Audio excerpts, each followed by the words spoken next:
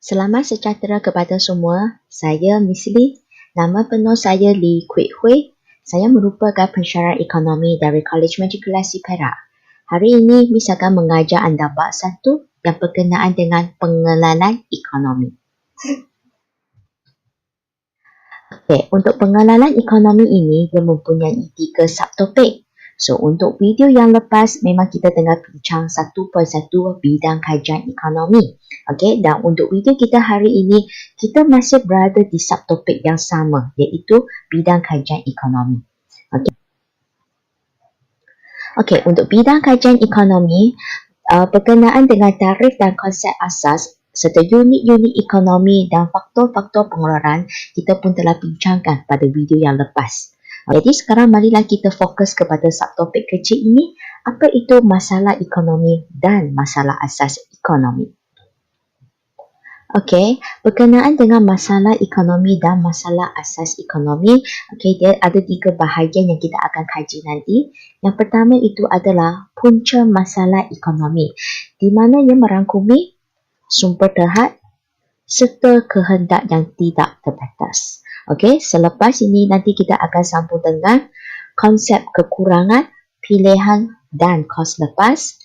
Dan akhirnya adalah masalah asas ekonomi yang merangkumi apa, berapa, bagaimana serta untuk siapa. Okey, jadilah marilah sekarang kita fokus tentang punca masalah ekonomi. Okey, punca masalah ekonomi ini seperti apa yang telah dimaklumkan, dia adalah berkenaan dengan sumber terhad serta kehendak yang tidak terbatas. Okey, kita cuba tengok. Sumber adalah terhad. Apa maksudnya dekat sini? Sumber yang sedia ada tidak mencukupi untuk menghasilkan semua barang dan perkhidmatan yang dikehendaki oleh masyarakat. So, itulah sebab kita kata sumber adalah terhad, sebab kita kata sumber yang sedia ada ini tidak mencukupi, okey, untuk menghasilkan output. Dan kehendak yang tidak terbatas ini pula, dia adalah merujuk kepada kehendak manusia adalah banyak dan adalah pelbagai, macam-macam lah. Okey, setelah memiliki sesuatu barang, wujud keinginan, okey, untuk memiliki barang yang lain. So, maksudnya lepas kita dapat satu barang, kita ada keinginan untuk dapat barang yang seterusnya ataupun barang yang lain. Itulah sebab kita kata kehendak yang tidak terbatas, okey. Okey, sekarang kita akan sambung yang B berkenaan dengan konsep, okey, yang merangkumi kekurangan, pilihan dan juga kos lepas. Okey, so kita cuba tengok, inilah 3 konsep yang kita akan tengok nanti dan kita ada definisi dia. So, sekarang marilah kita tengok apakah definisi bagi kekurangan. Okey, kekurangan. Dia merupakan satu keadaan di mana masyarakat tidak dapat memiliki semua barang dan perkhidmatan yang dikehendaki. Okey, kerana kehendak melebihi sumber ekonomi. Ini kata kuncinya, kehendak melebihi sumber ekonomi. So, sebagai peringatan, sumber ekonomi ini sebenarnya dia adalah merujuk kepada faktor pengeluaran yang terdiri daripada dana, buku, modal dan usahawan. Tetapi kehendak masyarakat ini sentiasa lebih dan lebih daripada sumber ekonomi. Itulah sebab menyebabkan kekurangan berlaku. Okey? Okey, sekarang kita sambung konsep yang seterusnya yang berkenaan dengan pilihan. Okey, masyarakat perlu membuat pilihan untuk mengagihkan sumber ekonomi yang terhad. Berkaitan dengan ini, sumber ekonomi kita terhad sahaja akibat kekurangan. Okey, dengan berdasarkan motif ataupun keutamaan ataupun kadang-kadang kita boleh panggil sebagai objektif jugalah. So, sekarang masyarakat dia kena buat pilihan lah. Disebabkan kekurangan jadi wujudnya pilihan. So, pilihan yang dia buat itu kena berdasarkan motif ataupun objektif dia. Okey. Dan sekarang konsep yang terakhir itu berkenaan dengan kos lepas. So, marilah kita tengok definisi kos lepas. Okey, kos lepas ini dia adalah jumlah barang kedua terbaik yang terpaksa dilepaskan. Itu kata kunci dia untuk memperoleh sejumlah barang yang terbaik. Okey, so maksudnya apabila kita sudah buat pilihan, okey, barang yang kita tak pilih itu anggap sebagai kos lepas lah. Okey. Okey, berkenaan dengan konsep kekurangan pilihan dan kos lepas ini, okey, nanti kita akan cuba kaji melalui beberapa perspektif, okey, melalui isi rumah, firma dan juga kerajaan. So sekarang kita akan cuba tengok melalui perspektif isi rumah dulu. Okey, berkenaan dengan isi rumah. Okey, so juga sama seperti apa yang Miss kata tadi, kita akan kaji ketiga-tiga konsep ini, ada kekurangan, pilihan dan juga kos lepas. Untuk isi rumah menghadapi kekurangan pendapatan. Okey, lepas tu dia kena buat pilihan. So macam mana dia buat pilihan? Pilihan yang dibuat ini adalah untuk memaksimumkan kepuasan dia. Okey, dan kos lepas, katakan individu dia membuat pilihan untuk membeli baju, jadi kos lepas yang ialah kasut. Okey, untuk menerangkan konsep ini melalui perspektif isi rumah dengan lebih lanjut, so marilah kita tengok satu video yang berkaitan dengan situasi tersebut. Dan ini isi rumah. So ini adalah Brian. Okey, so katakan Brian mempunyai tingkat pendapatan sebanyak RM300. So ini tingkat pendapatan dia lah. Okey, dan sebenarnya Brian ini dia adalah peminat Adidas. Okey, katakan. Okay. So dia ingin beli sehelai baju. So baju ini baju Adidas Adidas. Katakan harga baju Adidas ini adalah sebanyak RM180. Okey, dan pada masa yang sama sebenarnya Brian ini dia juga ingin membeli kasut. So ini adalah kasut Adidas. Okey. Harga sepasang kasut Adidas ini adalah sebanyak katakan RM200. Brian ini dia memang ingin membeli baju Adidas dan kasut Adidas. Tetapi disebabkan sekarang Brian dia menghadapi kekurangan. Okey, kekurangan apa? Ya, kekurangan pendapatan. Okey, jadi terpaksalah Brian kena membuat pilihan. Okey, sama ada pilih baju Adidas ataupun pilih kasut Adidas. So, pilihan yang dibuat oleh Brian ini, dia kena berdasarkan motif dia. So, sekarang Brian dia sebagai isi rumah kan? So, apakah motif isi rumah? Ya, untuk memaksimumkan kepuasan kan? Jadi sekarang Brian dia akan pilih salah satu jenis barang yang dapat memaksimumkan kepuasannya. Okey, katakan Brian memilih baju Adidas. Okey, so itu pilihan yang dibuat lah. Sebab dia dapati kalau pilih baju Adidas ini, dia dapat memaksimumkan kepuasan dia. Jadi, apabila pilihan dibuat, wujudnya kos lepas. Apa itu kos lepas? Barang kedua terbaik yang dilepaskan. So, dengan demikian kita akan kata kasut Adidas ini adalah kos lepas dia. Okey, so itulah konsep kekurangan, pilihan dan kos lepas dari perspektif isi rumah. Okey, dan seterusnya kita akan cuba tengok konsep kekurangan, pilihan dan kos lepas melalui perspektif firma. Okey, so juga sama, ini yang konsep yang kita nak kaji, tapi sekarang kita kat sini kita ubah jadi firma. So untuk firma menghadapi kekurangan sumber ekonomi iaitu faktor pengeluaran seperti tanah, buruh, modal dan usahawan. Okay, lepas itu firma terpaksa membuat pilihan. So pilihan yang dibuat itu adalah untuk memaksimumkan keuntungan dia. Dan kemudian ada kos lepas. Katakan firma ini pengeluar yang kita kaji adalah petani. Sekiranya petani ini membuat pilihan untuk menanam jagung, jadi kos lepasnya barang kedua terbaik yang dilepaskan kan. Jadi itu adalah menanam kacang tanah. So pun sama, untuk terangkan situasi ini saya akan cuba tunjukkan satu video lah dengan lebih lanjut. Okay, katakan ini adalah seorang petani. Okay. So, biasalah kita tahu bahawa petani ini dia ingin tanam kan. Okay. So, katakan dia mempunyai sebidang tanah. Okay, ini tanah besar. So, ini tanah. So, sekarang dia tengah fikir, nak tanam apa dekat tanah ini. Okay, so katakan petani ini bercadang ingin tanam jagung. Okay, so ini adalah jagung.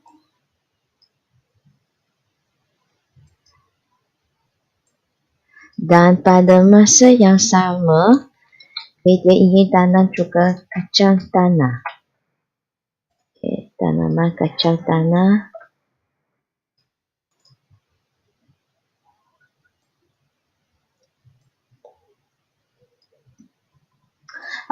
So bermaksud sebenarnya petani ini dia ingin menanam jagung dan pada masa yang sama dia ingin tanam kacang tanah juga. Tetapi disebabkan dia menghadapi apa? Kekurangan. Dia menghadapi kekurangan. So sekarang apakah kekurangan yang dihadapi oleh petani ini? Ya, dia menghadapi kekurangan tanah. Sebab kalau dia ada 2 bidang tanah, barulah boleh tanam semua tanaman ini. Tapi disebabkan dia hanya mempunyai sebidang tanah sahaja. So bermaksud dia menghadapi kekurangan tanah. Jadi sekarang petani ini terpaksa membuat pilihan. Dan pilihan yang dibuat ini samalah kena berdasarkan motif ataupun objektif. Apakah motif bagi petani ini? Dia sebagai pengeluar. Ya, dia ingin mencapai keuntungan yang maksimum. Jadi sekarang dia akan cuba tengok sama ada tanam jagung ini dapat keuntungan yang maksimum ke ataupun tanam kacang tanah ini dapat keuntungan yang maksimum. Katakan sekarang, petani ini dia sudah membuat pilihan, dia ingin menanam jagung. Sebab dia dapati bahawa tanam jagung ini dapat keuntungan yang lagi banyak. Maka apabila pilihan dibuat, wujudnya kos lepas. Apa itu kos lepas? Barang kedua terberat yang dilepaskan kan? Dengan demikian, kita kata bahawa tanaman kacang tanah ini adalah kos lepas dia. So itulah konsep kekurangan, pilihan dan kos lepas melalui perspektif firma. Sekarang kita akan cuba kaji konsep kekurangan, pilihan dan kos lepas ini melalui perspektif kerajaan. Untuk kerajaan kita cuba tengok konsep dia masih sama tapi kat sini kerajaan. Jadi kita kata kat sini kerajaan menghadapi kekurangan hasil. Disebabkan kekurangan hasil ini jadi kerajaan terpaksa membuat pilihan. So pilihan yang dia buat itu dia akan cubalah membuat pilihan yang dapat meningkatkan kebajikan, terutamanya kebajikan masyarakat lah. Dan berkenaan dengan kos lepas, kita cuba tengok sekiranya kerajaan pilih projek pembinaan sekolah, maka kos lepas yang ialah projek pembinaan hospital. So itulah dia. Kerajaan katakan kerajaan Malaysia, kerajaan kita ingin melaksanakan 2 projek. So projek yang pertama ini adalah melibatkan pembinaan sekolah dan projek yang kedua itu adalah melibatkan dengan projek pembinaan hospital. Sebenarnya kerajaan ingin melaksanakan kedua-dua projek pada masa yang sama. Tetapi seperti biasa, kerajaan sebenarnya juga menghadapi masalah kekurangan. So nak melaksanakan projek kita perlukan duit kan? So bermaksud kat sini kerajaan kekurangan duit. Tapi kita tak mention perkataan duit dekat sini. Ataupun kita tak mention perkataan pendapatan. Terms yang kita pakai dekat sini adalah hasil. Hasil. Kenapa kita pakai hasil? Cuba fikirkan dari mana kerajaan dapat pendapatannya? Kan orang ramai bagi cukai kan? Kan selalu dengar pembayaran hasil cukai. So itulah sebab kita guna perkataan hasil dekat sini. Tapi ingat, hasil ini sebenarnya adalah merujuk kepada pendapatan dan juga merujuk kepada duit lah sebenarnya. So katakan sini kerajaan menghadapi kekurangan hasil. So that's why menyebabkan dia terpaksa membuat pilihan. So pilihan yang dibuat oleh kerajaan pun sama, kena berdasarkan motif ataupun objektifnya. So apakah motif kerajaan? Ya, dia ingin meningkatkan kebajikan kan? Jadi sekarang dia akan tengok projek mana satu yang dapat meningkatkan kebajikan. Dua-dua pun boleh kan? So katakan dia dapati peningkatan kebajikan adalah lagi tinggi kalau membina sekolah. So dia buat pilihan lah untuk membina sekolah. Jadi wujudnya kos lepas. Apa itu kos lepas? barang kedua terbaik yang dilepaskan. Dengan demikian, kita kata bahawa pembinaan hospital ini adalah kos lepas. So, itu adalah konsep kekurangan pilihan dan kos lepas dari perspektif kerajaan. Okey, seterusnya kita sambung berkenaan dengan masalah asas ekonomi. So, untuk masalah asas ekonomi ini, dia terdiri daripada apa, berapa, bagaimana, serta untuk siapa. Okey, so kita cuba tengok apa itu masalah asas ekonomi. Okey, masalah dia seperti apa yang telah dibincang tadi lah. Ada apa yang dikeluarkan, berapa banyak yang dikeluarkan, bagaimana cara dikeluarkan, untuk siapa dikeluarkan. So, cuba tengok penerangan dia. Okey, apa yang hendak dikeluarkan? Okay. Dekat sini dia adalah merujuk kepada jenis barang yang hendak dikeluarkan. So, jenis, ini kata kunci dia. So, maksudnya dia kena tentukan barang apa yang sebenarnya dikeluarkan itu dia adalah bergantung kepada jenis barang. Diikuti dengan berapa banyak yang dikeluarkan. Okey, so penerangan dia sebab berapa itu melibatkan bilangan kan. Jadi, menentukan jumlah ataupun kuantiti barang yang hendak dikeluarkan. Okey, so kata kunci dia jumlah ataupun kuantiti. Seterusnya yang ketiga, bagaimana cara yang ingin dikeluarkan? Dia adalah untuk memilih kaedah pengeluaran. Cara dia, so kita pilihlah kaedah pengeluaran. Itu pun sama kata kunci dia yang berintensif buruh atau modal. So kalau katakan berintensif buruh itu bermaksud dia hanya mengambil buruh sajalah dalam proses pengeluaran dia. Ataupun kalau katakan berintensif modal ini pula merujuk kepada penggunaan barang modal seperti mesin ke jentera ke dalam proses pengeluaran dia. So itu maksudnya memilih kaedah pengeluaran. Okey, so untuk siapa pula dia hendak dikeluarkan? Okay, dia adalah bergantung kepada pendapatan kata kunci dia yang diperoleh oleh faktor-faktor pengeluaran. So berdasarkanlah pendapatan yang diorang dapat itu. Kalau katakan semakin tinggi tingkat pendapatan, semakin banyaklah barang yang diperoleh. So tengoklah untuk siapa itu bergantung kepada pendapatan. Okey. Dengan demikian selesailah bagi subtopik masalah ekonomi dan masalah asas ekonomi yang merangkumi punca masalah ekonomi, kekurangan, pilihan dan kos lepas serta masalah asas ekonomi. Okey, so itulah apa yang anda telah belajar tadi. Okey, jadi sekarang seterusnya kita akan masuk sesi soal jawab. Jadi ada beberapa soalan yang Miss ini bertanya kepada anda.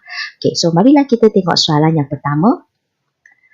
Okey, berkenaan dengan konsep kekurangan pilihan dan kos lepas, nyatakan kekurangan yang dihadapi oleh yang pertama, isi rumah, 2 Roman firma dan 3 Roman kerajaan. So sekarang cuba fikirkan jawapan anda.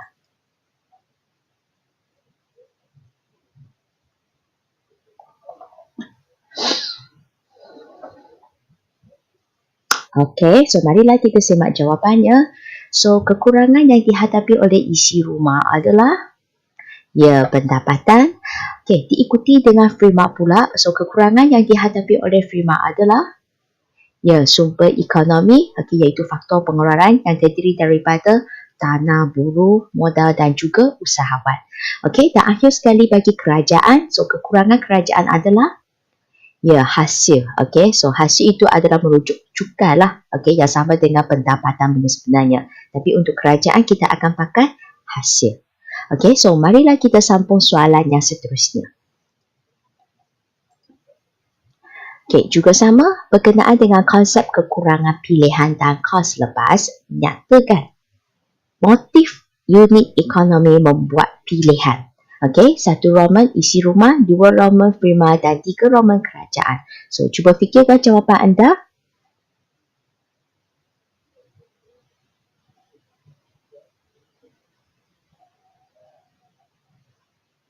Okey, so marilah kita tengok jawapannya. Motif bagi isi rumah adalah untuk memaksimumkan kepuasan, dan motif bagi firma memaksimumkan keuntungan, dan akhirnya motif untuk kerajaan pula adalah Ya, meningkatkan kebajikan. Okey, so itulah berkenaan dengan konsep kekurangan pilihan dan kos lepas yang anda telah belajar tadi. Senang saja kan? Okey, ada soalan lagi? Okey, kita cuba tengok soalan yang seterusnya. Okey, senaraikan masalah asas ekonomi. So, ada berapa masalah asas ekonomi? Cuba senaraikan. Ada berapanya? 4 kan? Cuba fikir 4 tu.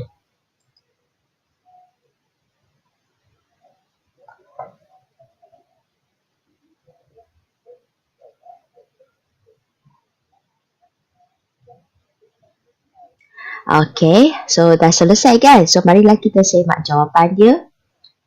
Okey, yang pertama, apa yang hendak dikeluarkan? Okey, diikuti dengan yang kedua, berapa banyak yang hendak dikeluarkan? Yang ketiga, bagaimana hendak dikeluarkan? Dan akhirnya, untuk siapa hendak dikeluarkan? So, itu adalah berkenaan dengan masalah asas ekonomi. Okey? Okey, kita cuba tengok. Pada masalah asas ekonomi, ini seperti apa yang anda belajar tadi lah. Ada berapa, bagaimana, untuk siapa dan lagi satu apa. Okey, kita cuba tengok. Padan gana.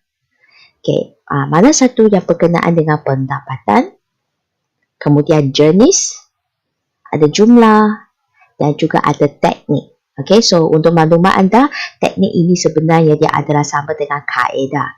Okey, cuba fikirkan jawapan anda.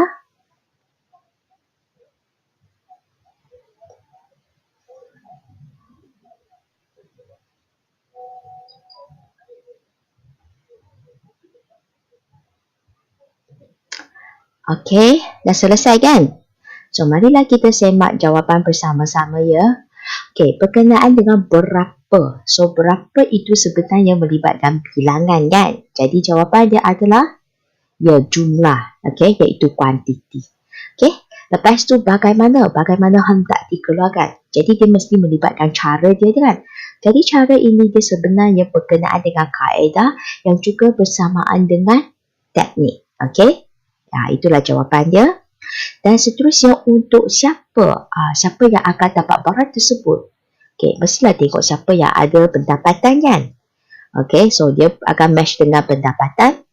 Dan akhirnya, apa barang yang hendak dikeluarkan. Jadi barang apa tu? Dia adalah jenis barang dia. Okey, so itulah keseluruhan yang berkenaan dengan masalah asas ekonomi. Okey. Okey, so dengan demikian, kita pun selesai subtopik yang berkenaan dengan masalah ekonomi dan masalah asas ekonomi. Jadi untuk video yang seterusnya, Miss akan teruskan dengan penerangan bagi pengkelasan barang. Okay, sekiranya anda suka video saya, ingat subscribe YouTube channel saya. Ingat tekan loceng ini ya. Okay, dan like serta share. Okay, saya Miss Lee. Nama penuh saya Lee Kuek Hui. Saya merupakan pensyarah ekonomi dari College Matrikulasi Perak. Sekian, terima kasih. Bye-bye.